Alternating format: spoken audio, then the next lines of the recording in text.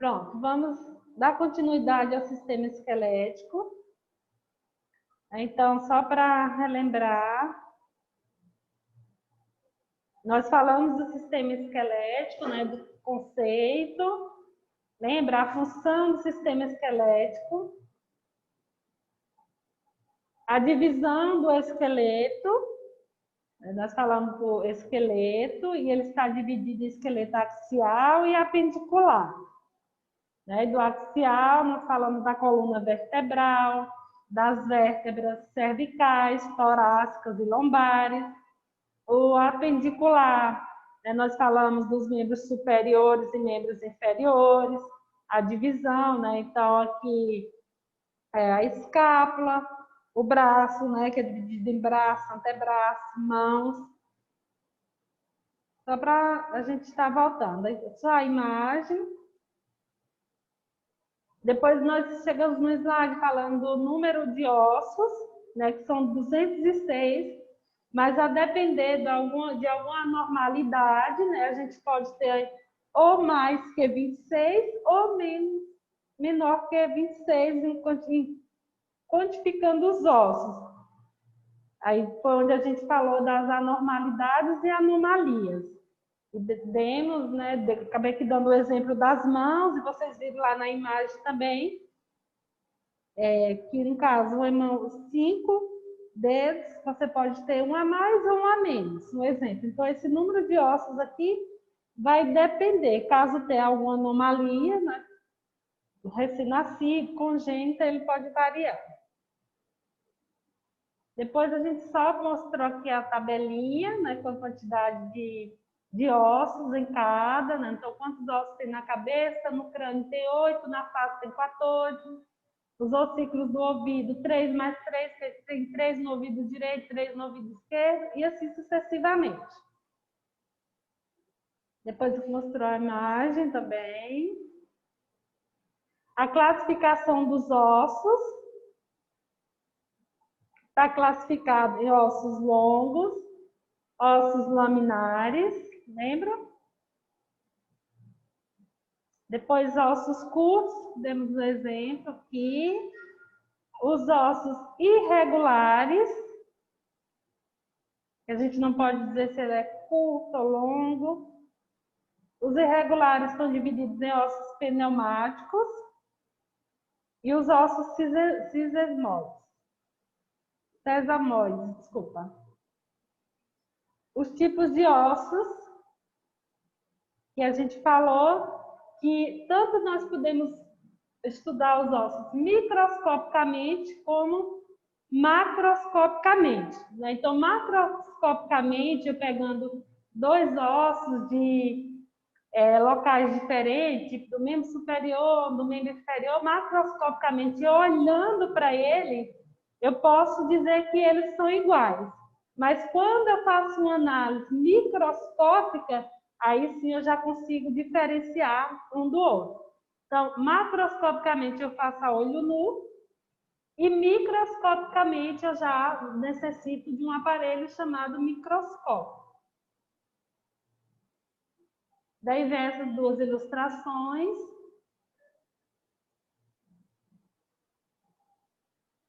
E aqui a gente vai ter agora, nós terminamos aqui, não foi? Porque acho que eu pedi a Lília, alguém para anotar. E agora a gente vai dar continuidade, tá? As características dos ossos longos. Como para vocês relembrarem,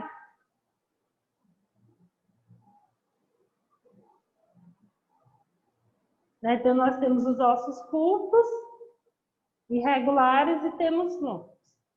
Aqui nós vamos iniciar as características dos ossos longos. Vocês, só para a gente iniciar agora, só responda para mim aqui no chat se estão ouvindo direitinho a imagem. Os outros colegas já chegaram, nós vamos iniciar em si agora a aula, tá?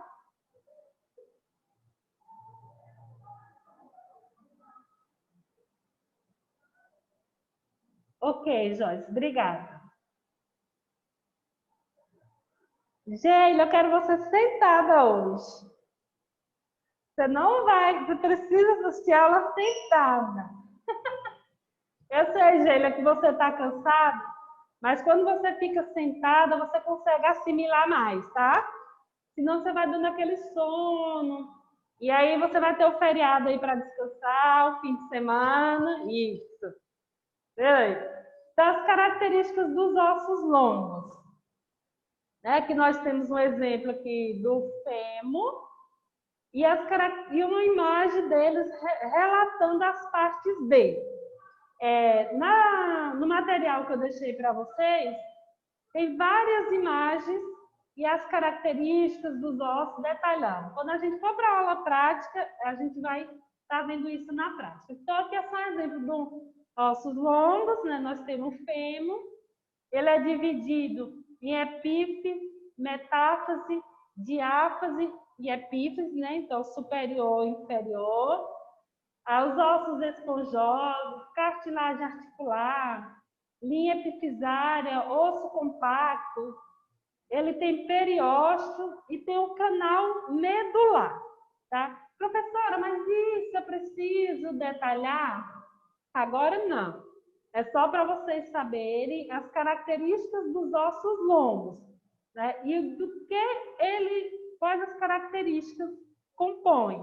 Então, ele vai ter cartilagem articular, osso esponjoso, linha epifisária, né? Então, aqui é um osso compacto, né? Ou seja, ele está compacto, não está nem irregular.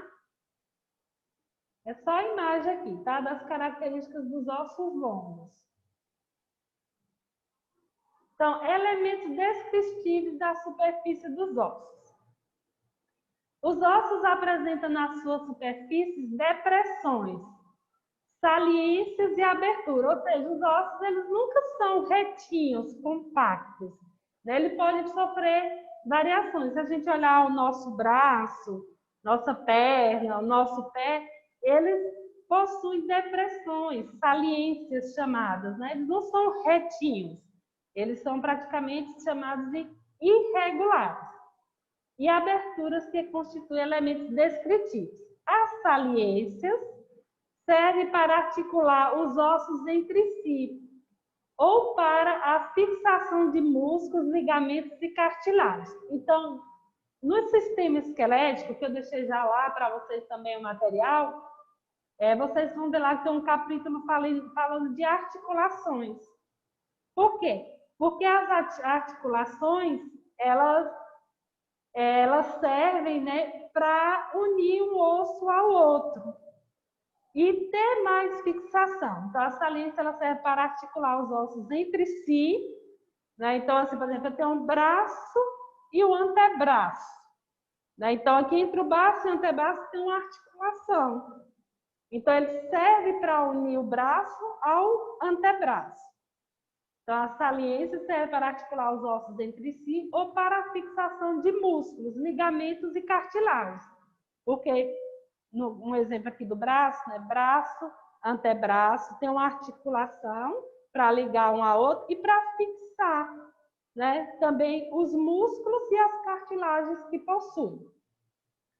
As superfícies que se destinam à articulação com outras peças esqueléticas são ditas articulares. Então, a gente vai ver um capítulo depois, que eu deixei lá no material, e vou passar um trabalhinho para vocês na aula prática, assim, mas que eu vou orientar na aula presencial. Então, a gente vai falar um pouco lá de articulações. São ditas articulares, são as superfícies que se destinam à articulação com as outras, peças esqueléticas, né? Então, no braço ao antebraço, então, temos as articulações, são ditas articulares, são lisas e revestidas de cartilagem, comumente hialina. Então, a cartilagem que une um osso ao outro, né? Ajudando nessa articulação, elas são chamadas de hialina. Entre as saliências, reconhece-se cabeça, côndilos, cristas, eminências, tubérculos. Deixa eu só voltar aqui para eu mostrar a imagem da cabeça do osso, tá? Então, aqui, cabeça.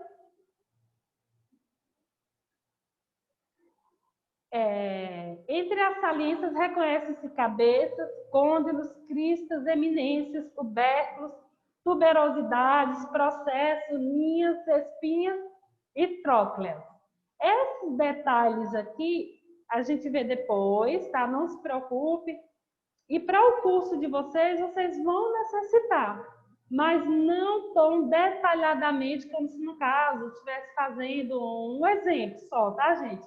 Uma medicina, que é precisar fazer uma cirurgia, reconhecer o que estava acontecendo. Mas a gente vai aprender isso aqui lá no esqueleto. As depressões podem, como as saliências, ser articulares ou não. E entre elas citam-se as fossas, fossetas, impressões, sulcos e recessos. Então, essas depressões que possuem os ossos, para que dê forma aos ossos, né, elas possuem fossas, fossetas, impressões, sulcos e recessos. São as características que elas possuem. Entre as aberturas, em geral, destinadas é a passagem de nervos ou vasos. Então, entre nos ossos, né, ligam o osso a outras articulações. Além disso, nós temos as cartilagens, e que vai unir, né, fixar os músculos. E, além dessas cartilagens, o que é que circula nos ossos? Os nervos e os vasos, né? Então, por isso que, por exemplo, quando fala que vocês vão passar por isso, passar que eu digo ter essa experiência de aplicar medicamento venoso, né? Intramuscular, venoso. Então, tem que ter muito cuidado quando vai fazer a aplicação. Tem vários e vários casos que pacientes ficam sem movimentar, né? O braço, um exemplo, se for aplicado no braço, porque o profissional, seja ele médico, enfermeiro, farmacêutico, acabou que pegando um nervo, né? Então, se lesionar esse nervo, a mesma coisa na retirada também de coleta de sangue, caso vocês venham trabalhar também nessa área. Então, se lesionar o nervo, então pode estar perdendo esses movimentos, tá? Então, por isso que quando vai aplicar um medicamento, né, você tem que saber o local certinho para fazer essa aplicação venosa, intramuscular, para que não lesione esses nervos. Entre as aberturas gerais, né, dos ossos, entre os ossos nós temos nervos e vasos. Encontra-se forames, meato, ósseos e poros. Essas são as partes que a gente só com o Atlas e lá com a imagem.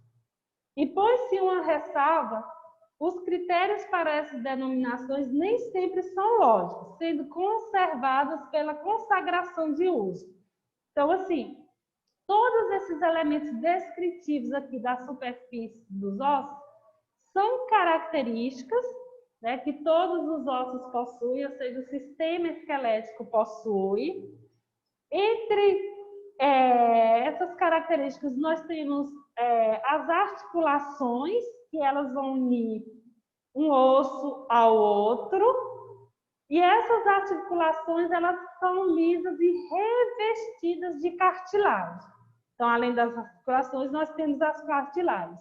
E qual o nome, né, dessas cartilagens? Qual a mais comum? É a cartilagem chamada hialina. Sendo que esses ossos, eles possuem, né, eles têm uma abertura que vai fazer com que, né, tenha uma passagem de nervos e vasos. Aí eu acabei de dar um exemplo, que a gente tem que ter principalmente cuidado com esses nervos, caso na área de vocês, né, quando estiverem exercendo a profissão, bastante cuidado na aplicação dos medicamentos intramuscular e venoso. Aqui são as características dos ossos, né? Então, periósteo. O que é que vem a ser periósteo? O osso se encontra sempre revestido por delicada membrana conjuntiva, com exceção das superfícies articulares. Esta membrana conjuntiva é denominada periósteo e apresenta dois folhetos, um superficial e outro profundo. Este em contato direto com a superfície óssea. A camada profunda é chamada de osteogênica, pelo fato de suas células se transformarem em células ósseas, que são incorporadas à superfície do osso, promovendo assim o seu espessamento. Então, vamos entender aqui.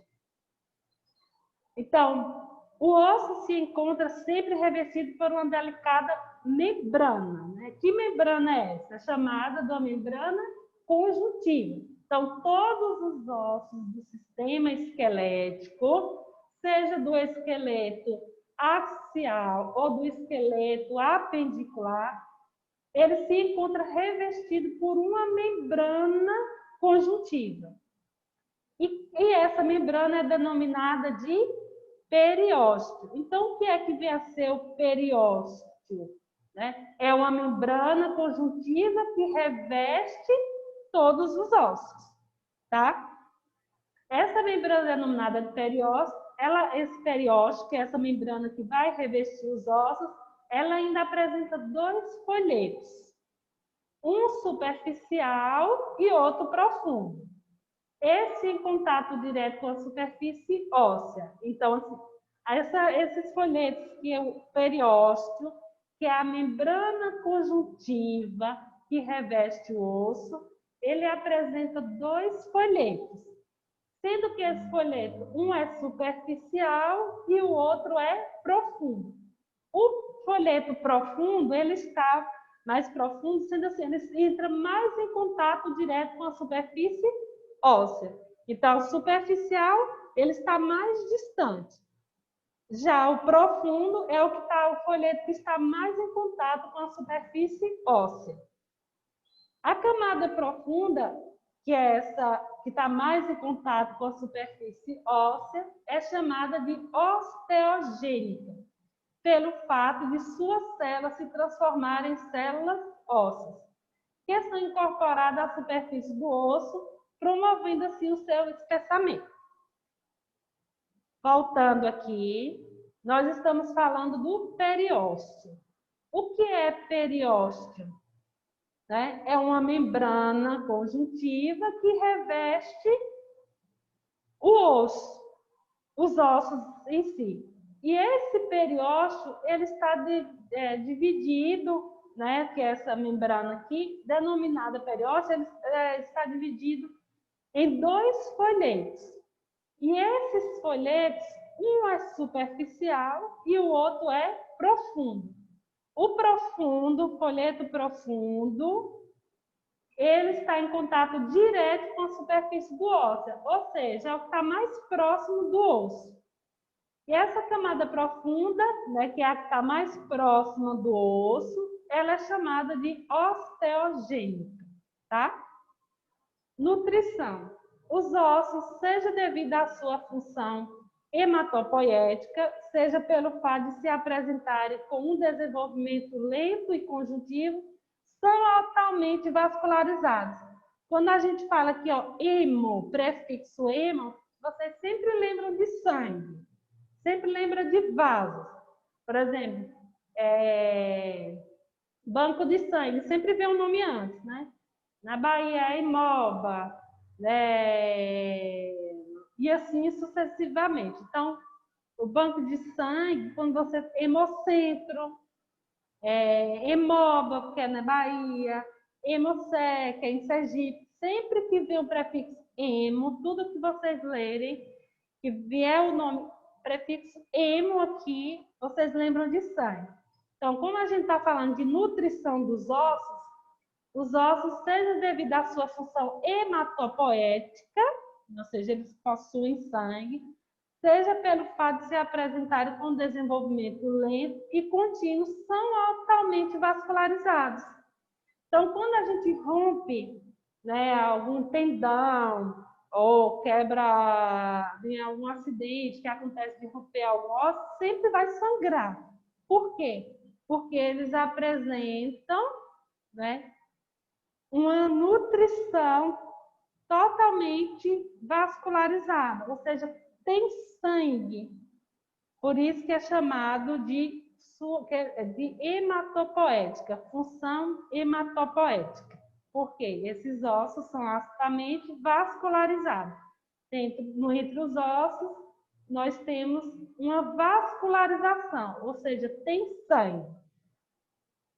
As artérias do periósteo, né? Então, aqui no periósteo, né, que se encontra sempre revestido por uma membrana, que é uma membrana, ela possui artérias. Então, as artérias do periósteo penetram no osso, irrigando, porque tem sangue, é vascularizado, e distribuindo-se na medula óssea. Por esta razão, desprovido do periósteo, o osso deixa de ser nutrido e morre.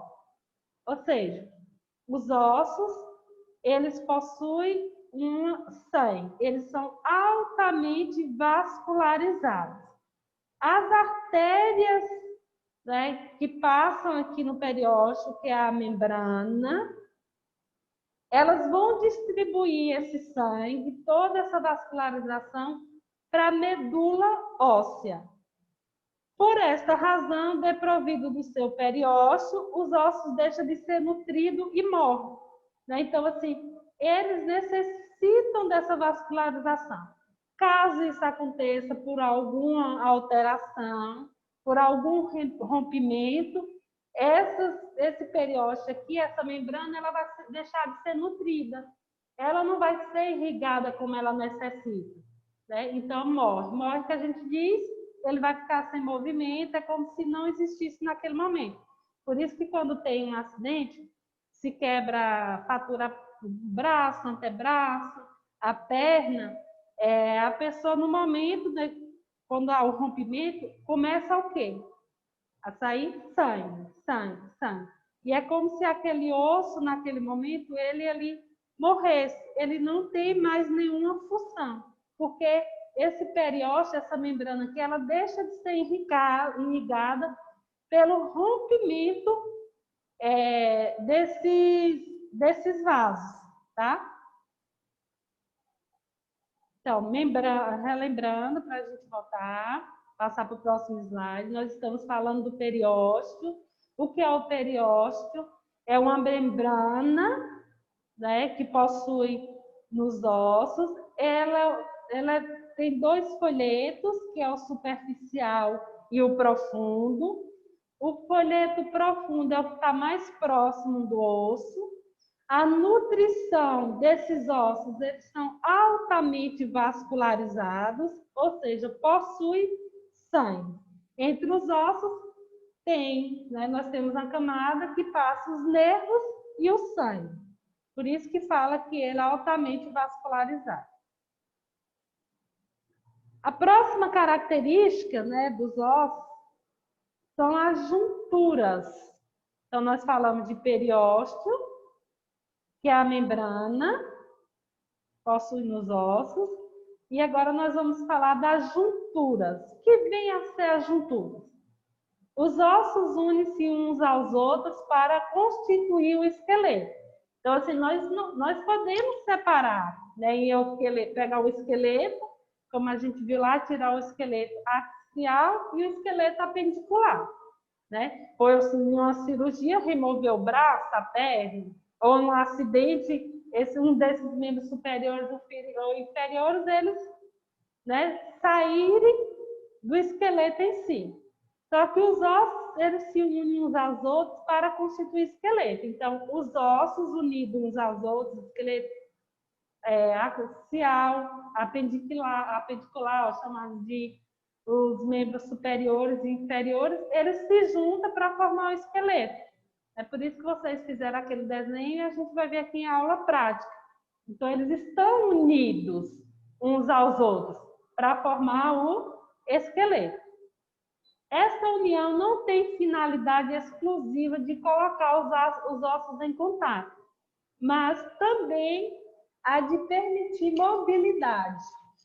Então, essa união que tem de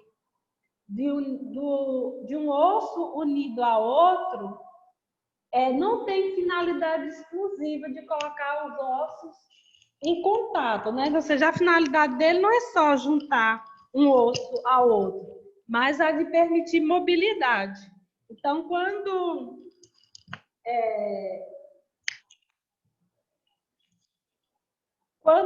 eu uno o braço ao antebraço, essa união aqui não tem uma finalidade exclusiva, mas a junção de ter um ao outro pelas articulações é o quê? Da mobilidade, movimento. Por outro lado, como esta união não se faz de mesma maneira entre todos os ossos, ou seja, todos os ossos não são unidos entre outros da mesma maneira. O braço direito com o esquerdo, antebraço com antebraço, sim, o direito e o esquerdo. Mas tem outros ossos no esqueleto, né? Então, esses outros ossos, eles não se faz da mesma maneira entre todos. A maior ou menor possibilidade de movimento varia com o tipo de união. Então, a depender da junção, né, entre um osso e outro, da articulação, essa mobilidade vai variar. Então, o movimento que eu faço nos braços, nas pernas, pode ser diferente do que eu consigo fazer nas mãos. Então, esses movimentos, eles variam de acordo a depender da união que existe entre os ossos. Para designar a conexão existente entre qualquer parte rígida do esqueleto, quer sejam ossos, quer cartilagens, empregamos os termos junturas ou articulações. Então, o que vem a ser a juntura? Tanto eu posso chamar de juntura, como eu posso chamar de articulação.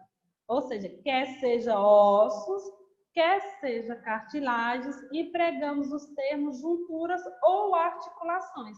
Que é o quê? É o que vai ligar um osso ao outro. Que foi o que a gente já relatou um pouco aqui quando a gente falou de periósteo, tá? Então, as junturas, ou nós chamamos de junturas, ou nós chamamos de articulação. Que vai ser o quê? Vai ser a união entre um osso e outro. Só que, independente dessa união, dessa junção entre um osso e outro, os movimentos eles podem variar. Né? Os movimentos que eu consigo fazer, porque tem uma articulação aqui no braço, eles podem ser variados.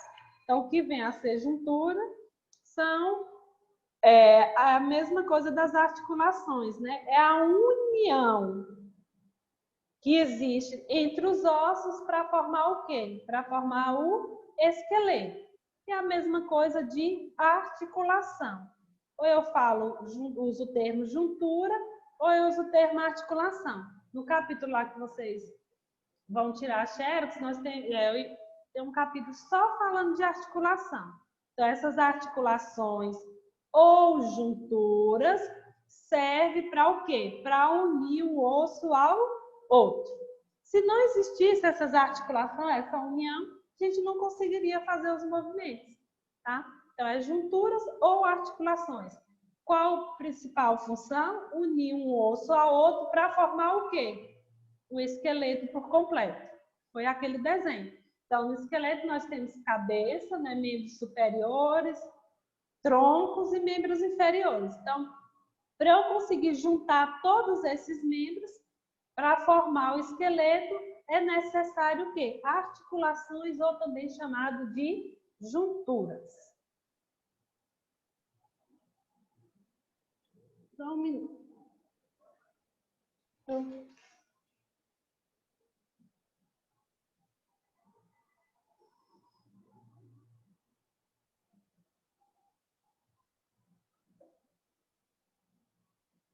Então, aqui nós temos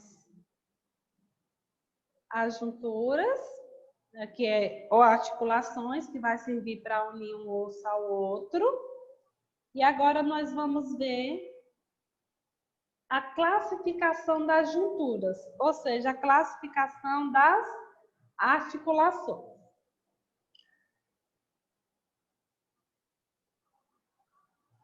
Classificação das junturas. embora apresenta consideráveis variações entre elas, então essas articulações, elas vão apresentar variações. Por isso que lá no slide anterior, a gente fala que ela serve para unir unir o osso ao outro, mas a depender dessa união, né, esse movimento vai diferenciar entre os ossos. Então, classificação das junturas ou articulações. Embora apresente consideráveis variações entre elas, as junturas possuem certos aspectos estruturais e funcionais, ou seja, têm estruturas diferentes e funções diferentes em comum, que permite classificar em 3 grandes grupos. Então, como estão classificadas as junturas? Ela está classificada em 3 grandes grupos, divide-se em 3 grandes grupos. São as junturas fibrosas, cartilaginosas e sinoviais. Qual a classificação das junturas? Fibrosas, cartilaginosas e sinoviais.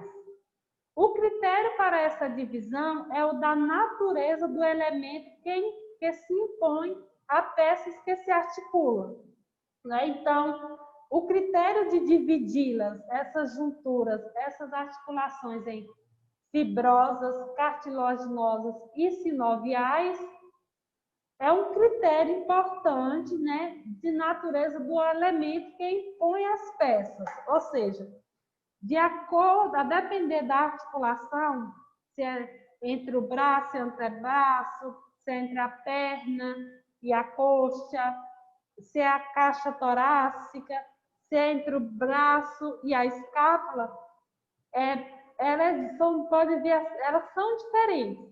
E para eu classificar essas junturas, elas são classificadas em fibrosas, cartilaginosas e sinoviais. A depender do local, a depender se é no osso que compõe os membros superiores, inferiores, se é do esqueleto axilar e apendicular, aí elas vão sofrer uma classificação diferente.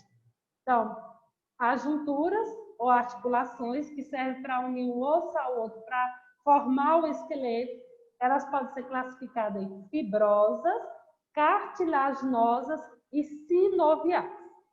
Aí agora a gente vai ver cada uma dessas. Então, junturas fibrosas. As junturas fibrosas, nas quais o elemento que se interpõe às peças que se articulam, é o tecido conjuntivo fibroso.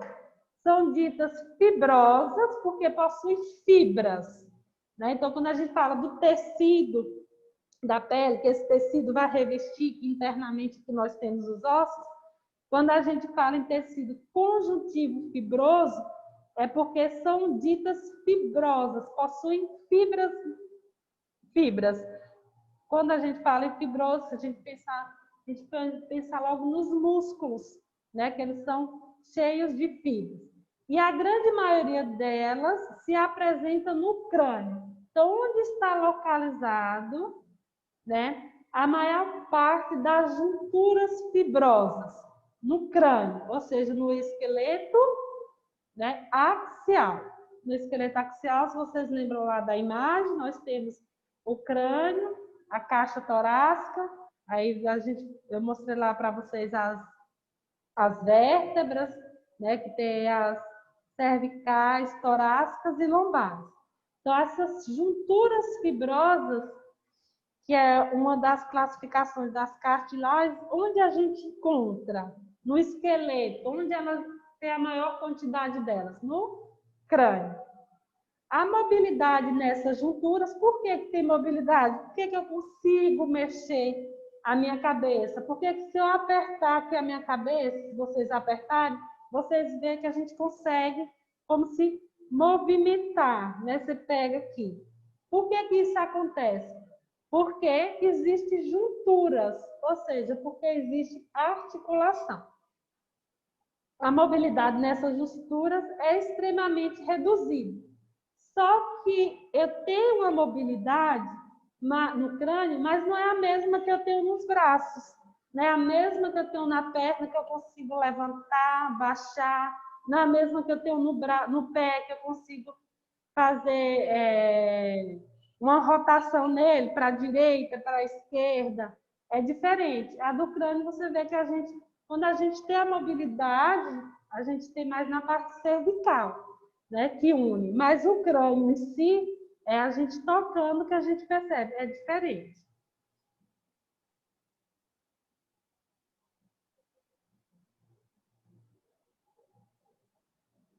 Deixa eu ver aqui.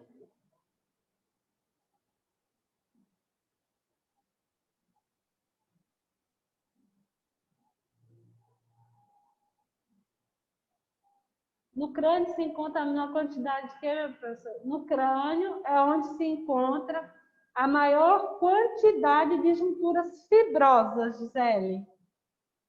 Que nós estamos falando da classificação das junturas.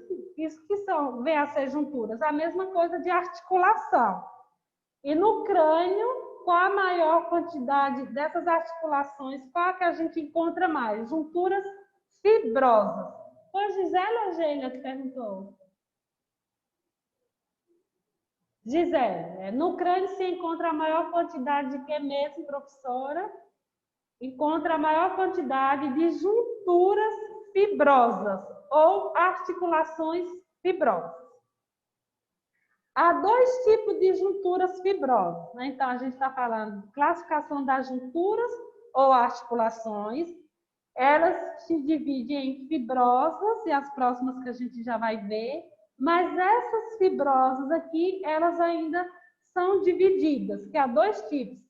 Nós temos as suturas e as suturas escamosas. As suturas, nós temos ossos do crânio, por isso que aqui fala, né, a gente está falando, que a maior quantidade no crânio é de junturas fibrosas. Então, as articulações do crânio, a maioria delas são junturas fibrosas. Mas essas junturas fibrosas, elas ainda estão divididas em dois tipos: suturas ou suturas escamosas. As suturas são os ossos do crânio. E as escamosas é a união em bisel. E suturas cerradas, que é a união em linha denteada. Aí eu vou mostrar para vocês, quando a gente for marcar a aula prática, aí a gente vai ver lá no esqueleto, no crânio, essas suturas aqui, tá? As escamosas e essas suturas cerradas, união entre linhas denteadas, que é como se ela tivesse, é o corte que tem nelas, que faz com que elas fiquem parecendo um dente, não um dente formadinho em si, tá? Então, por isso que fala denteadas, mas isso aqui só vem. Isso é só a teoria aqui, isso aqui só vem. Então, lá vocês vão ver, quando a gente pegar o esqueleto, aí a gente vai olhar o crânio, e aí vocês vão ver essas junturas aqui escamosas. Então, as junturas fibrosas ou articulações, a maior quantidade delas se encontra no crânio. Essas junturas estão divididas em suturas e suturas escamosas.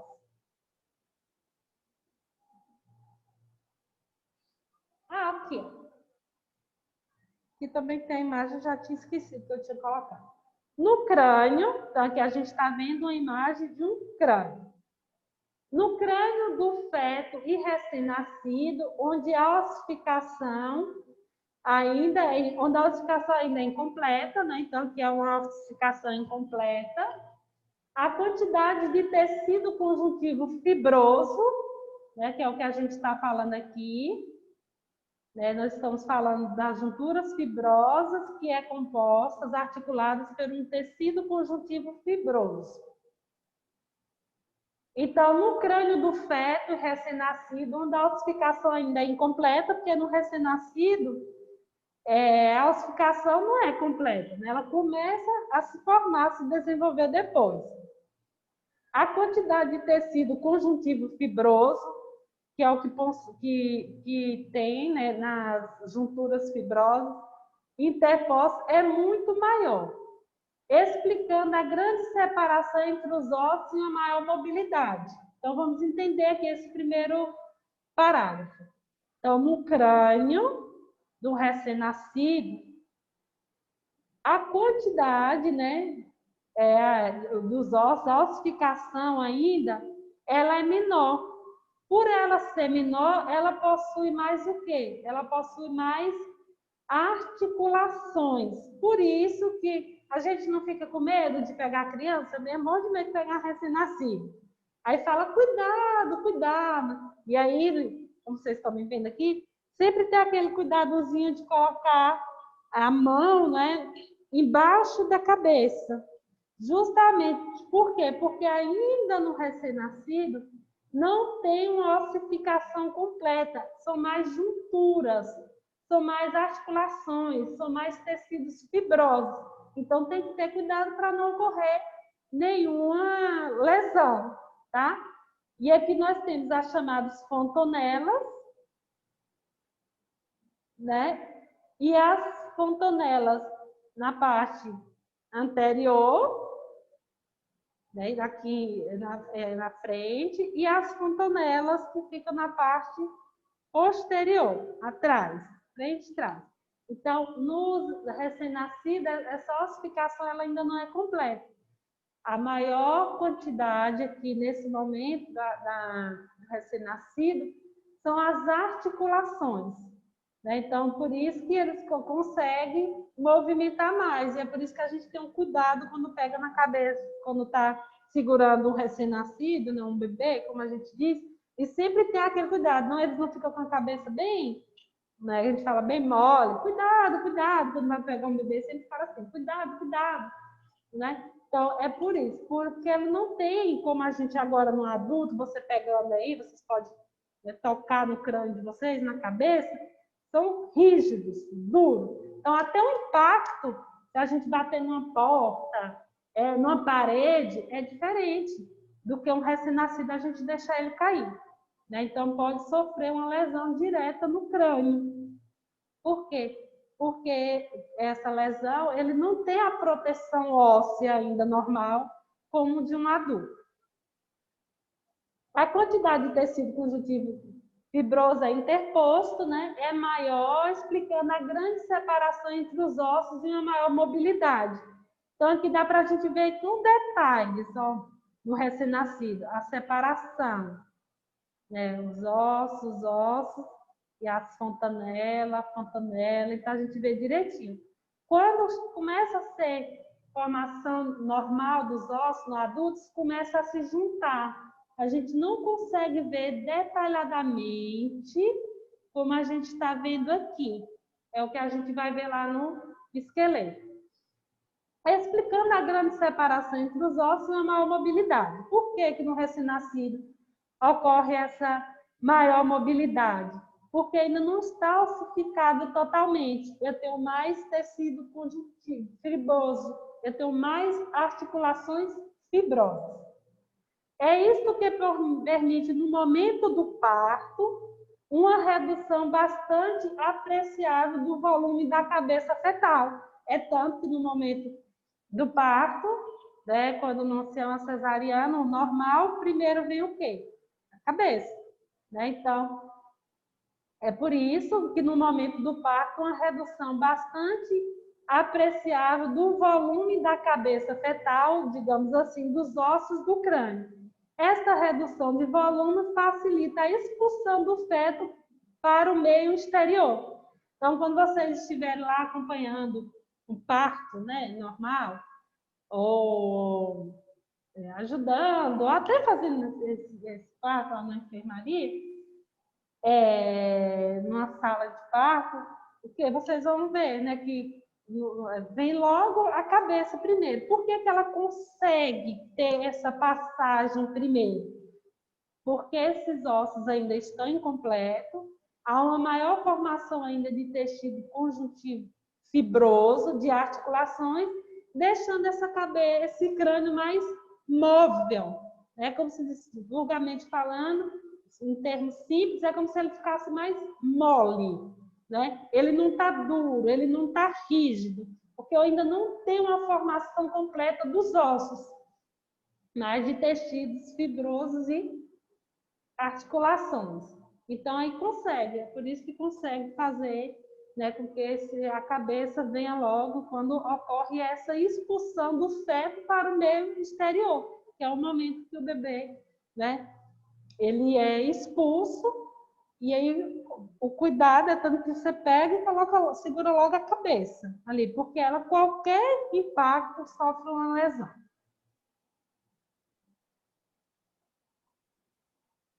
Nós estamos, para vocês entenderem os próximos, nós estamos falando da classificação das junturas. Então, nós temos as junturas fibrosas, essas são divididas em suturas e suturas escamosas. Qual a próxima juntura? Aí a gente viu o exemplo. E qual a próxima juntura? Que é a sindesmose. É outro tipo de articulação. Nestas junturas, o tecido interposto é também o conjuntivo fibroso. Da mesma coisa das junturas. Pode voltar para você, não. Das junturas fibrosas, né? Que o principal, né? O tecido conjuntivo fibroso.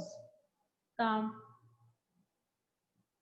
nas junturas sindesmosas, nessas junturas o tecido interposto é também o conjuntivo fibroso, mas não ocorre entre os ossos do crânio. Por quê?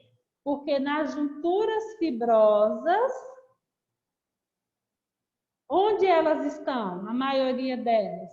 A maior quantidade é no crânio. E possui tecido conjuntivo fibroso.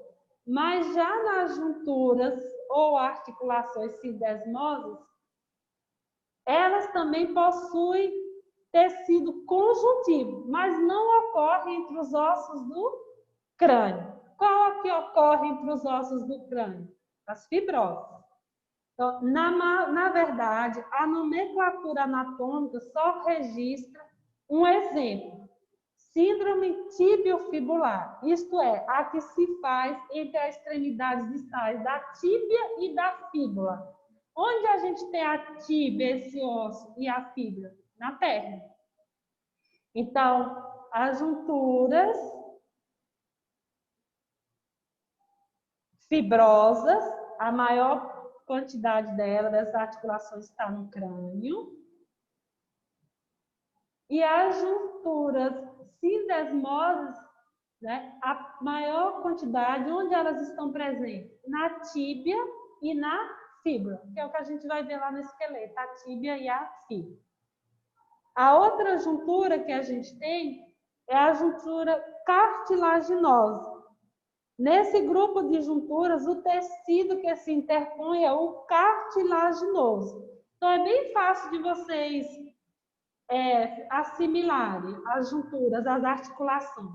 Junturas fibrosas, né? Então, o tecido, qual o tecido que compõe as junturas fibrosas, articulações fibrosas? Fibrosas, tecido conjuntivo fibroso. Já nas sindesmoses, também fibroso. Nas junturas cartilaginosas, qual o tecido?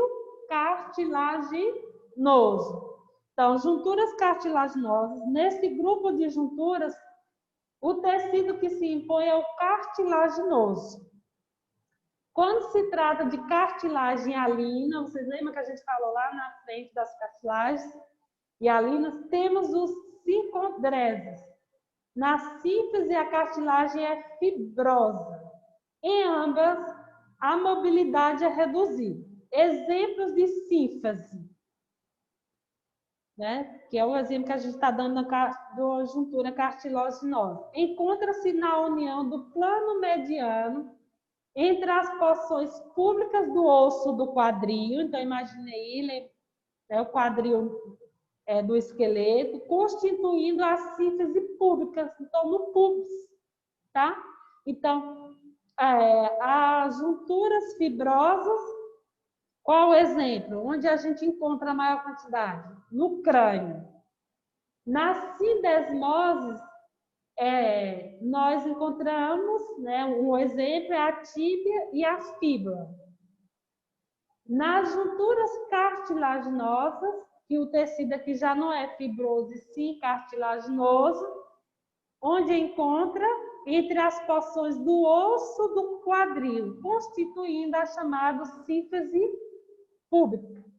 É por isso que aqui nós falamos, aqui aparece, né, foi colocado aqui, os termos sincondreses, síntese. Por que síntese? Síntese vem de síntese pública. Então, no quadril, o tecido cartilaginoso, né, nós temos, no quadril, as junturas é a cartilaginosa, né, um exemplo. O tecido é o cartilaginoso. E onde a gente encontra, né? Onde tem essa maior quantidade de articulações, porque junturas ou articulações é a mesma coisa. Cartilaginosas. O exemplo do osso que a gente está aqui, que é onde encontra o maior, é nas porções públicas do osso do quadril, ou seja, na síntese pública. Também há junturas que se fazem entre os corpos das vértebras. Lembra lá que a gente falou das vértebras cervicais, torácicas e lombares? Podem ser consideradas como simples, uma vez que se interpõe entre elas um disco fibrocartilaginoso, ou disco intervertebral. Vamos voltar lá? Já está terminando aqui, aí para vocês relembrarem. Tem que seguir.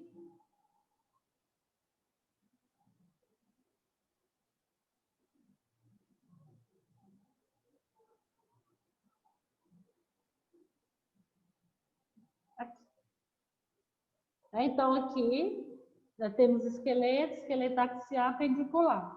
Nós temos as chamadas de costelas, né? Aqui nós temos a caixa torácica e nós temos as vértebras. E nós temos as vértebras cervicais, torácicas e lombares. Entre essas vértebras aqui, nós temos os chamados o quê? Discos. Aqui tem um separadinho.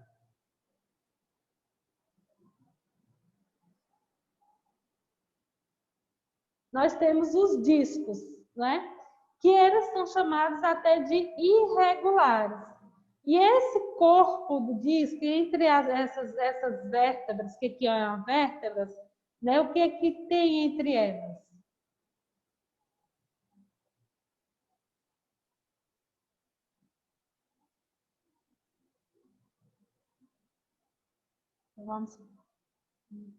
Então, qual a articulação, né? Que tem entre as vértebras? As cartilagens cartilaginosas, né? As junturas cartilaginosas. Então, também as junturas que se fazem entre os corpos das vértebras. Então, lembra lá das vértebras cervicais, torácicas e lombares? Então, entre uma vértebra e outra, igual a cervical, entre a C1 e a C2, entre a C3 e a C4, entre uma vértebra e outra, pode ser considerados como síntese, ou uma vez que se interpõe entre elas um disco fibrocartilaginoso. Então, entre as vértebras, nós também temos essas junturas cartilaginosas, porque entre uma vértebra e outra, nós temos o chamado disco fibrocartilaginoso, ou disco intervertebral. Se é intervertebral, inter quer dizer o quê? Entre.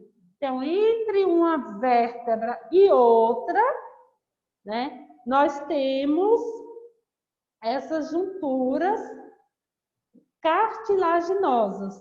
Então, onde a gente pode encontrar junturas cartilaginosas? No quadril, né, na síntese pública, e também entre as vértebras. Por isso que é chamado disco fibrocartilagem, ou fibrocartilaginoso, ou disco intervertebral. Entre uma vértebra e outra, nós encontramos também as junturas cartilaginosas, onde encontramos também na síntese pública.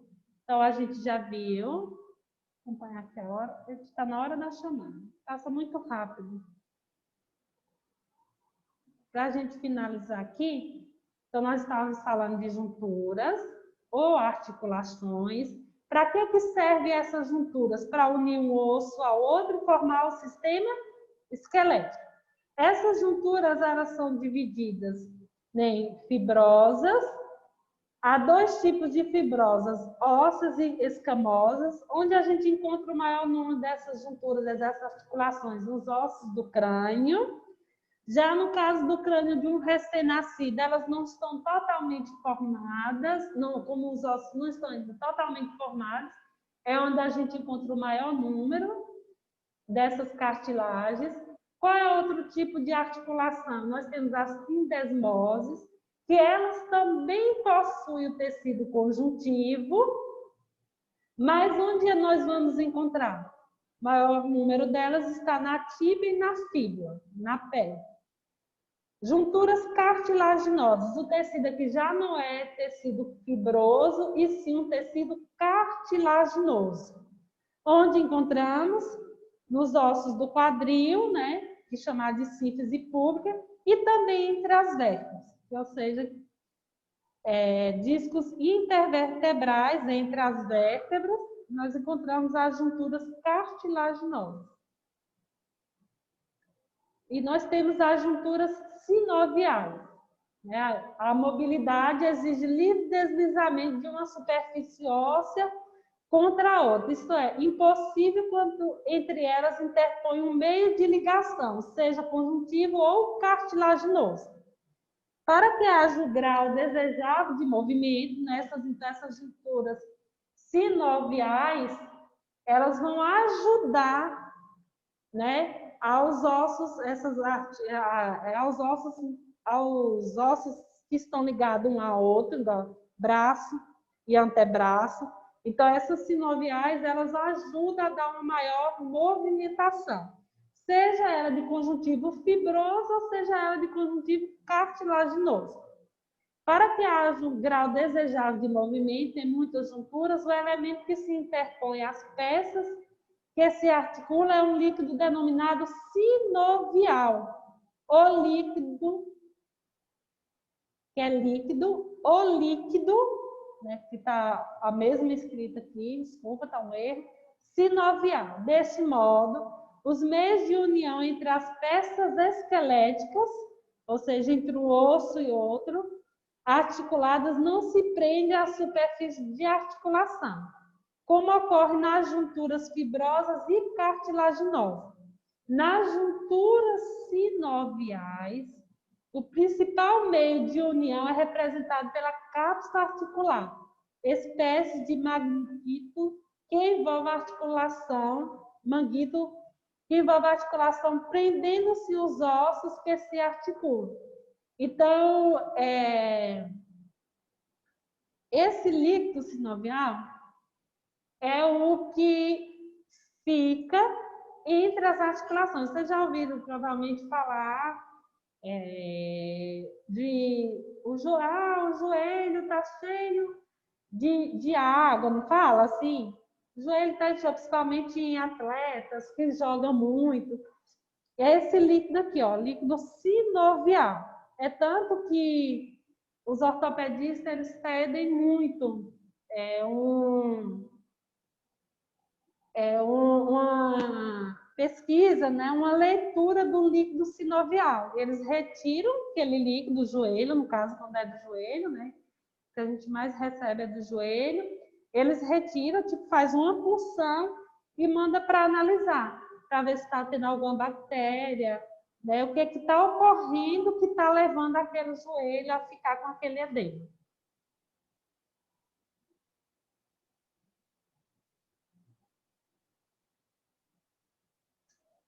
Aqui.